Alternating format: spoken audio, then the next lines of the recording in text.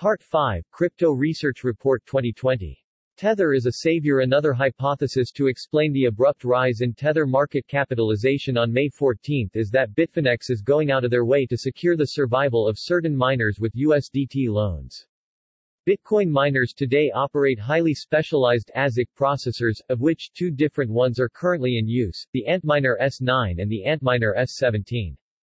The major difference between these two mining hardware devices is mainly their different efficiency.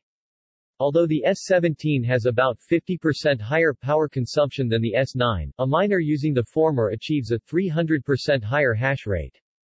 As a result of this higher efficiency, Antminer S17 accounts for a much higher share of Bitcoin mining, at just over 61%.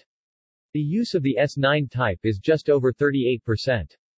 And it is precisely these miners, so the argument goes, that are dependent on support, as they have become unprofitable after the halving. However, in order to not have to empty out their Bitcoin treasuries and generate downward pressure on the Bitcoin price, these miners could be buying time with USDT loans, time to renew their hardware equipment that had become unprofitable. Speculations and theories of this kind always sound tempting. It is also difficult to refute them completely. But it is just as difficult to provide definitive evidence. In the end, it is argument against argument. What stands against the Bitfinex miner thesis is the fact that miners today are far-sighted, long-term invested players. As rational players in a very competitive, highly innovative and little regulated field, it can be assumed that precisely those miners with older Antminer S9 have taken precautions. They could have moved to a location with much lower electricity costs so that their Antminer S9s are still profitable even after the block reward was halved. Again, there is friction and uncertainty in the real world. Not knowing the unpredictable could have caused miners to miscalculate long-term contracts with electricity providers, which is why they cannot easily relocate mining farms overnight. It is and remains a fact, we can only speculate about what is really the case. Demand for Tether, not Bitcoin. However, the continuous rise in Tether's market capitalization doesn't necessarily have to be the result of increased USDT demand as a Bitcoin on-ramp.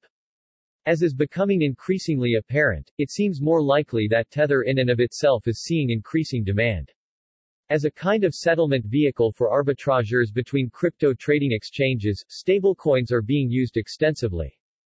Over the past few years, the trading exchanges for cryptoassets have become more professional, which has also made the arbitrage business more professional. Arbitrage is being conducted with ever larger sums of money. A stable settlement currency such as the USDT seems predestined for this. Tether is also used for arbitrage purposes by individual traders. If the Bitcoin price falls, these players switch their funds into the stablecoin in order to minimize losses and buy back in at a lower price.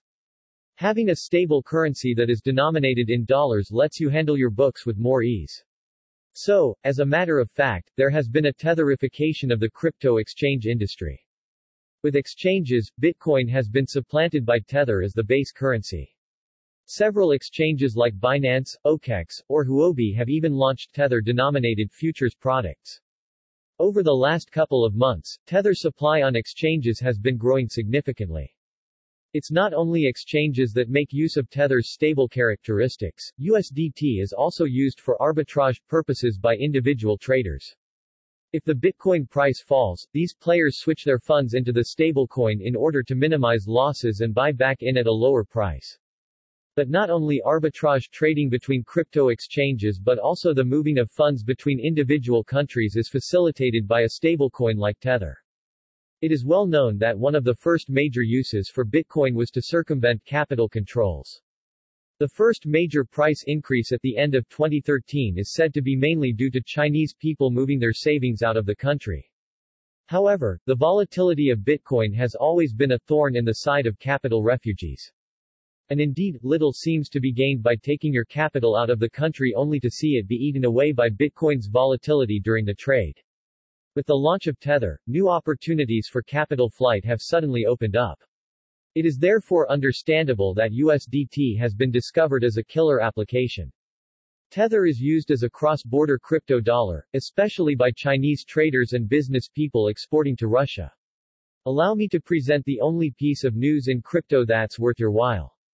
It's about what's really backing Tether's stablecoin. It's not dollars. It's not Bitcoin either, not entirely, at least. Its loans to miners, backed by Bitcoin. Trolley McTrollface. Everyone wants US dollars. There is a reason why Chinese businessmen hold a dollar-denominated stablecoin. The US dollar is currently the global reserve and trading currency. All major commodities are settled in US dollar, which is why it now accounts for 4.7 times global imports and 3.1 times global exports. For non-US companies, it therefore often makes more sense to invoice in US dollars. But it's not only invoices that are issued and settled in US dollars. Companies around the world have nearly 60 trillion US dollar denominated debts. This creates an ongoing demand for US dollars to service the debts of emerging and developing countries, which will not leave their currencies unaffected.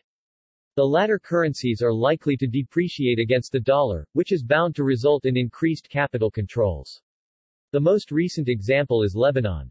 Local banks there are currently in the middle of a fight against capital flight, which is why restrictions on foreign currency withdrawals, especially for US dollars, have been tightened. Tighter controls on capital movements are likely to increase not only in underdeveloped countries, but the Eurozone could also become more restrictive in this regard in the foreseeable future. In contrast to the Japanese yen and the Swiss franc, which as currencies still enjoy the character of a safe haven, demand for the euro correlates mainly with the demand for exports from the Eurozone. The sooner the euro liquidity created by the European Central Bank's ultra-expensive monetary policy exceeds international demand for the euro relative to the dollar, the faster the former will lose value. Tighter capital controls to support the euro would primarily affect European banks. They still carry large US dollar positions on their balance sheets. Without having sufficient US dollar deposits, they need to have open channels to access US dollars at all times.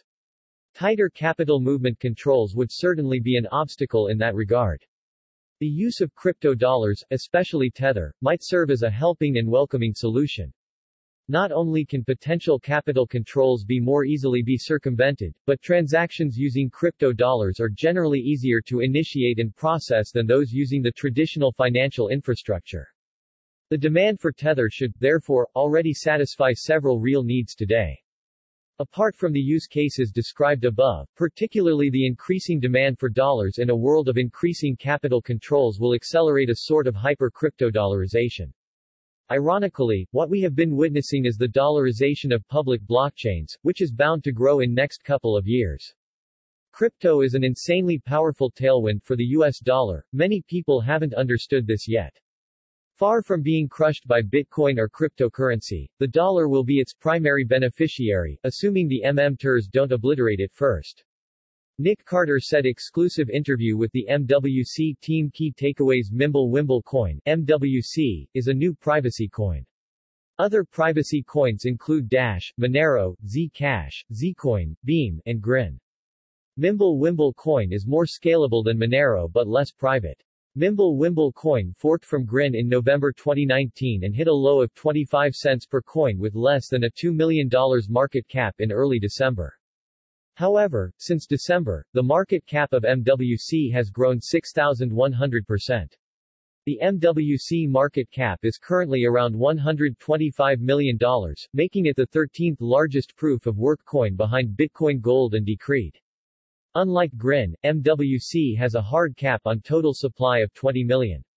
When looking at the number of coins created per day, MWC, Monero, Bitcoin, and Bitcoin Cash are the lowest. In terms of the US dollar value of the number of coins created per day, MWC is still the lowest, followed by Monero and Dash. Finally, the US dollar value of new coins created per year in relation to their US dollar market capitalization is also the lowest for MWC with 1.2%. Followed by Bitcoin with 1.7%. Monero with 2.8%. Litecoin with 6.1%. Dash with 8.4%, and Zcash with an astonishing 35.1%. Mimblewimble coin team. We want to sincerely thank the MWC team for this interview. The founders wish to remain anonymous, however, they agreed to do an exclusive interview with the Crypto Research Report on the topic of online privacy in the digital age. For more information about MWC, please visit mwc.mw. One of the main reasons for Bitcoin's success and popularity is its trustless design.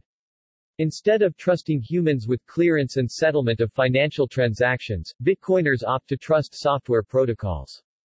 What was particularly revolutionary about Bitcoin was how the network used proof of work to stop double spending attacks and how anyone around the world could validate new transactions and store a copy of the database's history. Imagine if Credit Suisse or Bank of America not only allowed anyone to see their entire database of transactions, but also allowed anyone to vote on the validity of new transactions. However, over time becoming a validating node on the Bitcoin network became increasingly expensive and exclusive because of the size of the Bitcoin blockchain. Without heavy investments in computing power, relaying new transactions and storing a copy of the database is impossible. A newcomer to the Bitcoin blockchain needs to spend approximately 1 week downloading the 277 GB database of existing transactions in order to participate in the validation of new transactions. However, the blockchain associated with Bitcoin is only one type of distributed ledger database architecture. There are also other kinds of distributed ledger databases, such as IOTA's directed acyclic graphs that we explored in the June 2018 edition of the Crypto Research Report. This article discusses a different type of distributed ledger architecture called Mimblewimble that has specific advantages and disadvantages compared to Bitcoin's blockchain.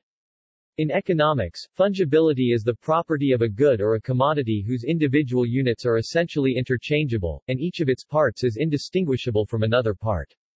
Mimblewimble coin. What are privacy coins? In a recent report by the European Union Blockchain Observatory and Forum called Legal and Regulatory Framework of Blockchains and Smart Contracts, the authors explicitly state that regulators should use blockchain explorers to track transactions and to find out personal information about the senders and receivers of Bitcoin transactions.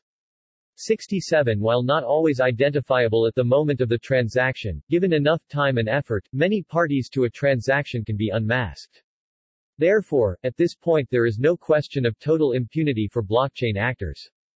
Thirdly, however, it cannot be denied that some privacy-focused blockchains, for example Monero or Zcash, can provide bad actors with effective tools for true anonymity. It is important to note that in practice anonymous transactions are currently not widely used. Bitcoin and Ethereum, the most popular platforms, do not support anonymity. Governments also try to discourage the use of anonymization techniques in blockchain networks by, for example, imposing AML rules, thereby policing the gateway between the worlds of cryptocurrencies and fiat money. See also next section. That said, while anonymization does not pose a significant enforcement risk on public permissionless blockchains at the moment, should the use of anonymous blockchains spread significantly, it could become a problem. It seems that providing states with identification tools, potentially under the control of courts or through the private sector on a payment basis, should be a minimum condition necessary for a state's ability to enforce the responsibility and thus to ensure the impact of the law on human behavior in the blockchain space. A civilized society involves total transparency for institutions and full privacy for individuals. Marco Rica. Many market participants consider fungibility a characteristic of good money. Bitcoin lacks fungibility, which means bitcoins can be traced to their initial transaction when they were mined. Privacy coins are coins that attempt to improve upon Bitcoin's privacy by hiding the amounts that are traded and the wallet addresses involved in the transaction. Privacy coins use technologies such as coin mixing and confidential transactions. The largest privacy coins include Dash, Monero, Zcash, Grin, Beam, and Mimblewimble coin. In 2014, Dash was launched, and it was the first privacy coin on the market. Dash gives each user the option to make each transaction private or not. Dash's technology uses coin mixing to obscure information about the sending and receiving addresses, and only 2% of Dash transactions use Dash's privacy option. The rest of Dash's transactions are just as traceable as Bitcoin transactions. A few months after Dash came out, a new privacy coin called Monero was released to the market. Unlike Dash, every Monero transaction is private. Blockchain explorers don't see the amounts being sent in Monero transactions. Monero introduced Ring confidential signatures, which provide very strong privacy for Monero users. A few years later, Zcash came out in 2016, and then more recently, in 2018, the Mimblewimble base layer coins Beam and then Grin came out. However, the developers of privacy coins face design choices that each have unique trade-offs. For example, Monero is more private than Dash because the transaction amount is hidden, but Monero is less scalable because it takes more resources to run a full node, which makes it less censorship resistant.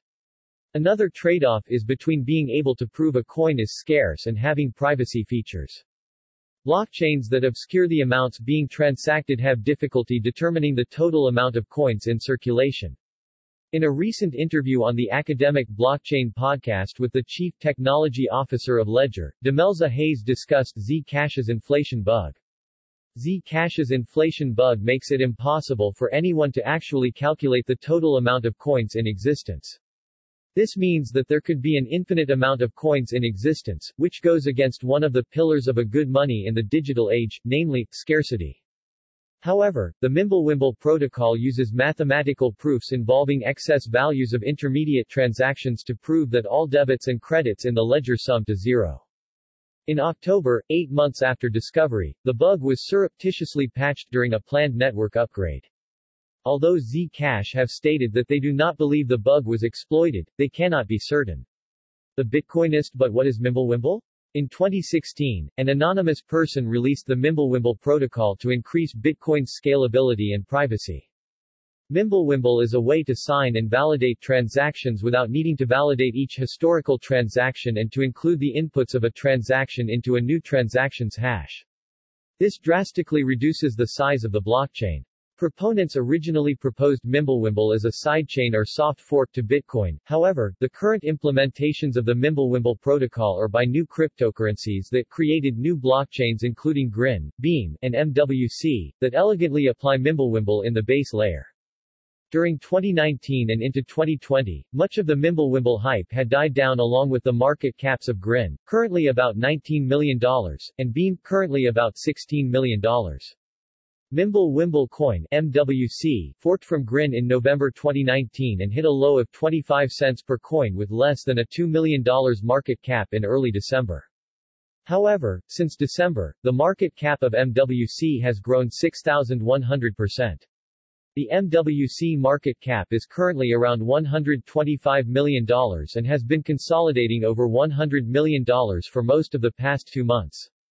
By market cap, MWC is currently the third largest privacy coin behind Monero and Zcash and the 13th largest proof-of-work coin behind Bitcoin Gold and Decred. MWC is currently traded on Hotbit, Bitforex, Whitebit, Trade Ogre, and TokTok.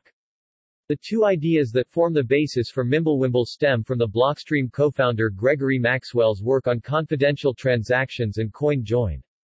Confidential transactions use encryption so the public blockchain doesn't show the amount of coins being sent or received in a transaction. For example, in Bitcoin, anyone can see the amount of Bitcoin that is sent in each transaction. However, in MWC, the public cannot see how much is being sent even though verification can be done of adherence of the transaction to the consensus rules to, for example, prevent double spending and enforcing the total number of coins. The second innovation that the Mimblewimble protocol uses is coin join. This means that multiple transactions in the network are merged into one transaction so that blockchain forensics cannot discern the real sender and real receiver of a specific transaction. However, there are disadvantages of the Mimblewimble protocol as well. For example, the Mimblewimble protocol doesn't allow extensive scripting. Fortunately, there has been significant research done since then, and with Mimblewimble these types of scripts and applications are possible: multi-signature transactions, time locks, atomic swaps, and hash-time locked contracts, which are the building block of payment channels and Lightning Network. Another large disadvantage of coins that use the Mimblewimble protocol including Grin, Beam, and MWC is that currently these blockchains aren't widely used. Until more people use these coins and more people send transactions, the benefit of privacy from their use may be limited. Confidential transactions in a nutshell: in Bitcoin, when person A sends a transaction to person B, an unspent transaction output is created. When person B wants to send a transaction to person C, then person B uses that unspent transaction output as the input into the transaction. In Mimblewimble coin, the blockchain summarizes these two transactions into one transaction by skipping the intermediary transaction from A to B and from B to C. A to C. Although the entire transaction isn't stored, there is a small artifact of transaction B that is stored on the Mimblewimble coin blockchain. This is referred to as the excess. By removing B, you improve scalability and privacy at the same time. Where to learn more on Mimblewimble? A good explanation for how Mimblewimble works can be found on the Smith & Crown website. Additionally, the original talk by Andrew Polstra discussing how Mimblewimble validation occurs is on YouTube.